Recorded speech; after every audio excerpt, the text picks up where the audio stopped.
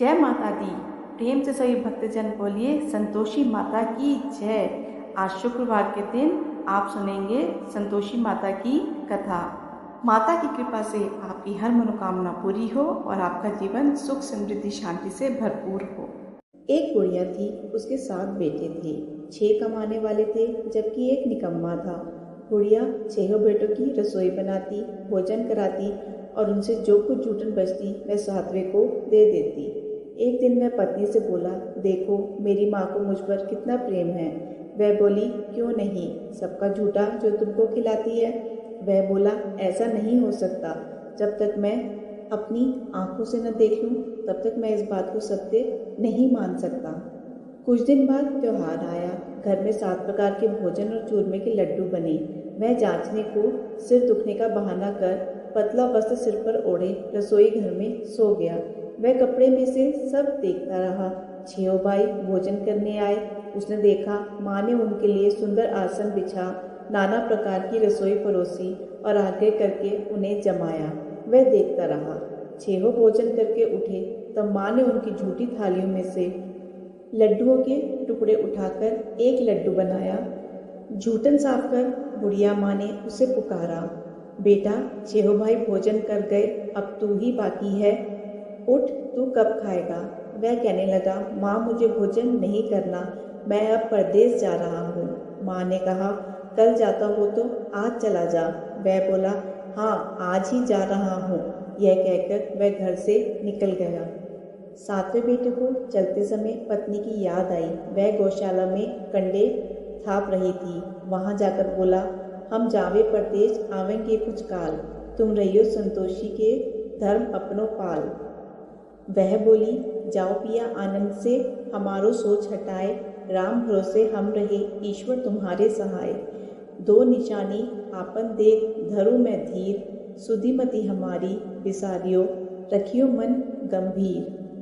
वह बोला, मेरे पास तो कुछ नहीं है, यह अंगूठी है सो ले और अपनी कुछ निशानी मुझे दे। वह बोली, मेरे पास क्या है, ये गोबर भरा हाथ है। यह कहकर उसकी पीठ पर गोबर के हाथ की थाप मार दी। वह चल दिया। चलते चलते दूर देश पहुंचा। वहां एक साहूकार की दुकान थी। वहां जाकर कहने लगा, भाई मुझे नौकरी पर रख लो। साहूकार को जरूरत थी। बोला, रह जा। लड़के ने पूछा, तनख्वाह क्या दोगे। साहूकार ने कहा, काम देखकर दाम मिलेंगे। साहूकार की नौकरी मिली। वह सुबह 7 बजे से 10 बजे तक नौकरी बजाने लगा।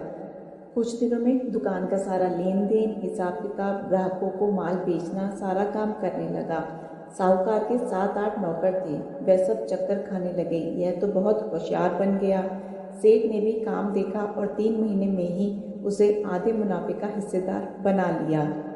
वह कुछ वर्ष में ही नामी सेठ बन गया और मालिक सारा कारोबार उस पर छोड़कर चला गया। इधर उसकी पत्नी को सास ससुर दुख देने लगे। सारी गृहस्थी का काम करा के उसे लकड़ी लेने जंगल में भेजते। इस बीच घर के आटे से जो भूसी निकलती उसकी रोटी बनाकर रख दी जाती और फूटे नारियल की नारेली में पानी। एक दिन वह लकड़ी लेने जा रही थी। रास्ते में बहुत सी स्त्रियां संतोषी माता का व्रत करती दिखाई दी। वह वहां खड़ी होकर कथा सुनने लगी और पूछा, बहनों तुम किस देवता का व्रत करती हो और उसके करने से क्या फल मिलता है। यदि तुम इस व्रत का विधान मुझे समझाकर कहोगे तो मैं तुम्हारा बड़ा एहसान मानूंगी। तब उनमें से एक स्त्री बोली, सुनो, यह संतोषी माता का व्रत है। इसे करने से निर्धनता दरिद्रता का नाश होता है और जो कुछ मन में कामना हो सब संतोषी माता की कृपा से पूरी होती है। तब उसने उससे व्रत की विधि पूछी। वह भक्तिनी स्त्री बोली, 1.25 आने का गुड़ चना लेना, इच्छा हो तो 5.25 आने का लेना या 1.25 रुपये का भी सहूलियत के अनुसार लाना। बिना परेशानी और श्रद्धा व प्रेम से जितना भी बन पड़े सवाया लेना। प्रत्येक शुक्रवार को निराहार रहकर कथा सुनना। इसके बीच क्रम टूटे नहीं, लगातार नियम पालन करना। सुनने वाला कोई ना मिले तो घी का दीपक जला उसके आगे या जल के पात्र को सामने रखकर कथा कहना। जब कार्य सिद्ध ना हो नियम का पालन करना और कार्य सिद्ध हो जाने पर व्रत का उद्यापन करना। 3 मास में माता फल पूरा करती है। यदि किसी के ग्रह खोटे भी हों तो भी माता वर्ष भर में कार्य सिद्ध करती है। फल सिद्ध होने पर उद्यापन करना चाहिए, बीच में नहीं। उद्यापन में 2.5 सेर आटे का खाजा तथा इसी परिमाण में खीर तथा चने का साग करना। 8 लड़कों को भोजन कराना। जहाँ तक मिले देवर जेठ भाई बंधु के हों, ना मिले तो रिश्तेदारों और पास पड़ोसियों को बुलाना, उन्हें भोजन करा यथाशक्ति दक्षिणा दे माता का नियम पूरा करना। उस दिन घर में खटाई न खाना। यह सुन बुढ़िया के लड़के की बहू चल दी। रास्ते में लकड़ी के बोझ को बेच दिया और उन पैसों से गुड़ चना ले माता के व्रत की तैयारी कर आगे चली और सामने मंदिर देखकर पूछने लगी, यह मंदिर किसका है? सब कहने लगे, संतोषी माता का मंदिर है। यह सुनकर माता के मंदिर में जाकर चरणों में लौटने लगी। दीन भो विनीत करने लगी, माँ मैं निपट अज्ञानी हूँ, व्रत के कुछ भी नियम नहीं जानती। मैं दुखी हूँ हे माता, जगत जननी मेरा दुख दूर कर, मैं तेरी शरण में हूँ। माता को दया आई। एक शुक्रवार बीता कि दूसरे को उसके पति का पत्र आया और तीसरे शुक्रवार को उसका भेजा हुआ पैसा आ पहुंचा। ये देख जेठ जेठानी मुंह सिकोड़ने लगी। लड़के ताने देने लगे।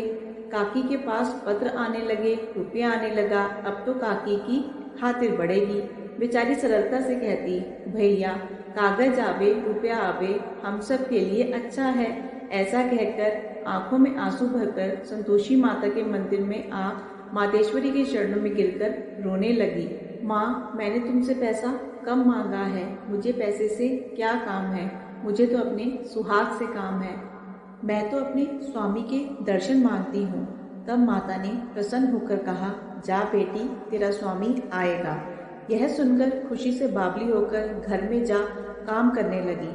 अब संतोषी माँ विचार करने लगी, इस भोली पुत्री को मैंने यह कह तो दिया कि तेरा पति आएगा, लेकिन कैसे?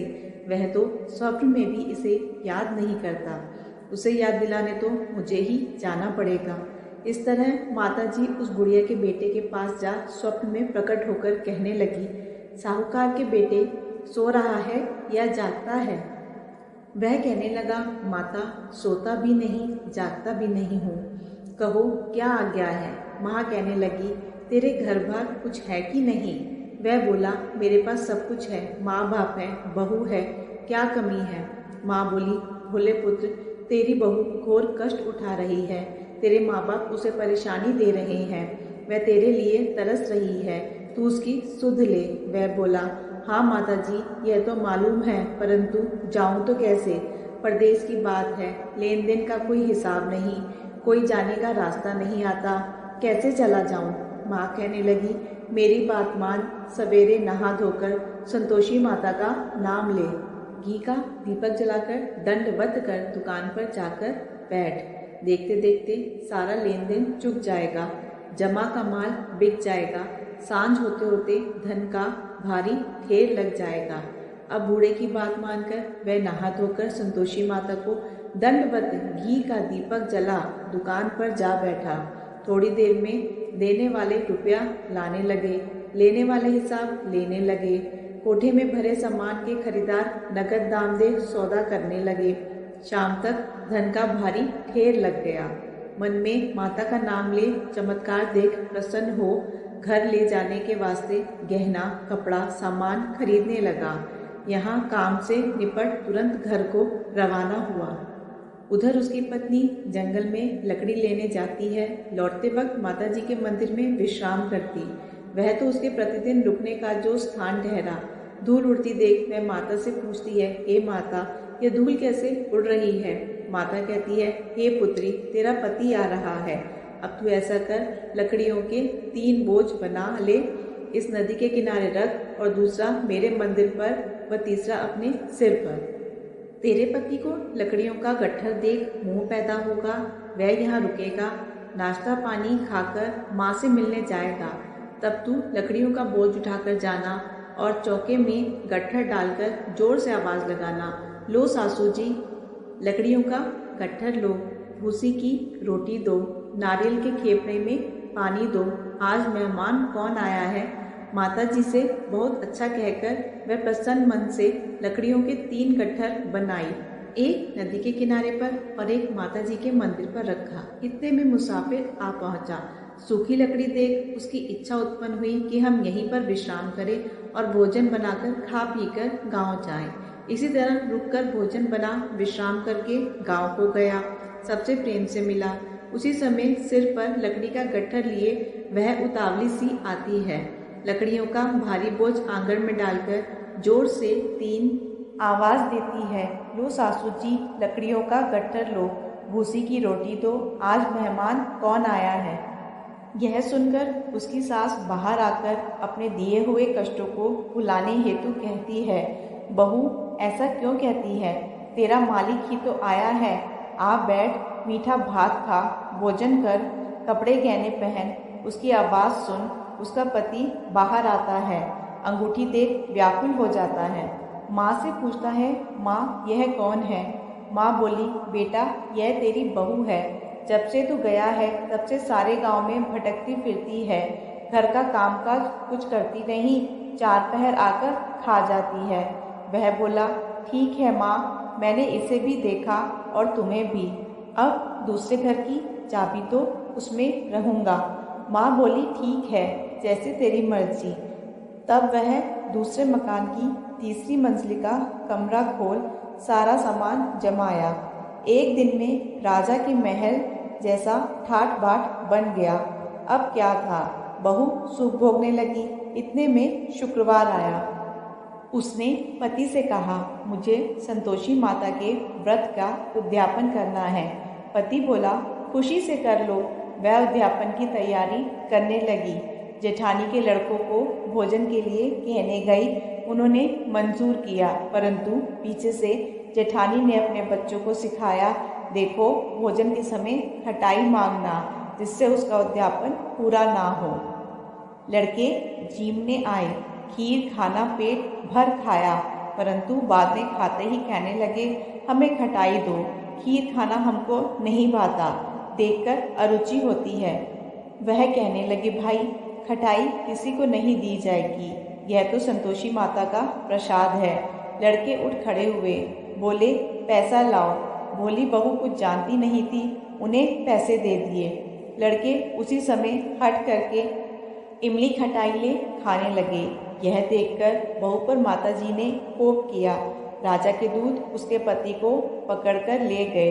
जेठ जेठानी मन माने वचन कहने लगे, लूट लूट कर धन इकट्ठा कर लाया है, अब सब मालूम पड़ जाएगा जब जेल की मार खाएगा। बहू से यह सब सहन नहीं हुआ।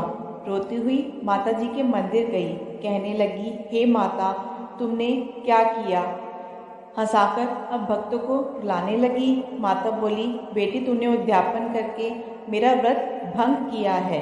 वह कहने लगी, माता मैंने कुछ अपराध किया है, मैंने तो भूल से लड़कों को पैसे दे दिए थे, मुझे क्षमा करें, मैं फिर तुम्हारा उद्यापन करूँगी। माँ बोली, अब भूल मत करना।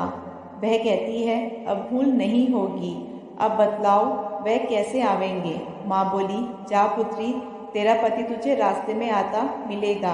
वह निकली, राह में पति आता मिला। वह पूछी, कहाँ गए थे। वह कहने लगा, इतना धन जो कमाया है उसका टैक्स राजा ने मांगा था, वह भरने गया था। वह प्रसन्न हो बोली, भला हुआ, अब घर को चलो। कुछ दिन बाद फिर शुक्रवार आया। वह अपने पति से बोली, मुझे फिर माता का उद्यापन करना है। पति ने कहा, करो। बहू फिर जेठ के लड़कों को भोजन को कहने गई। जेठानी ने 1-2 बातें सुनाई और सब लड़कों को सिखाने लगी, तुम सब लोग पहले की तरह ही खटाई मांगना। लड़के भोजन के पहले कहने लगे, हमें खीर नहीं खानी, हमारा जी बिगड़ता है, कुछ खटाई खाने को दो। वह बोली, खटाई किसी को नहीं मिलेगी, आना हो तो आओ। वह ब्राह्मण के लड़के लाकर भोजन कराने लगी। यथाशक्ति दक्षिणा की जगह 1-1 फल उन्हें दिया। संतोषी माता प्रसन्न हुई।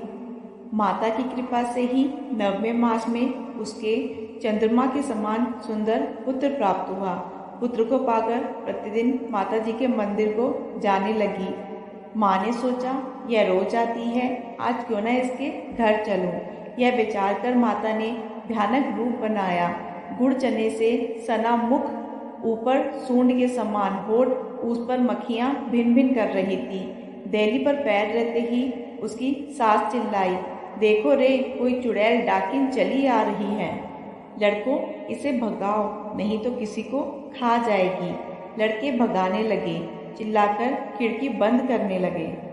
बहू रोशनदान से देख रही थी, प्रसन्नता से पगली बन चिल्लाने लगी, आज मेरी माताजी मेरे घर आई हैं, वह बच्चे को दूध पीने से हटाती है। इतने में सास का क्रोध फट पड़ा। वह बोली, क्या उतावली हुई है, बच्चे को पटक दिया। इतने में माँ के प्रताप से लड़के ही लड़के नजर आने लगे। वह बोली, माँ, मैं जिसका व्रत करती हूँ यह संतोषी माता है।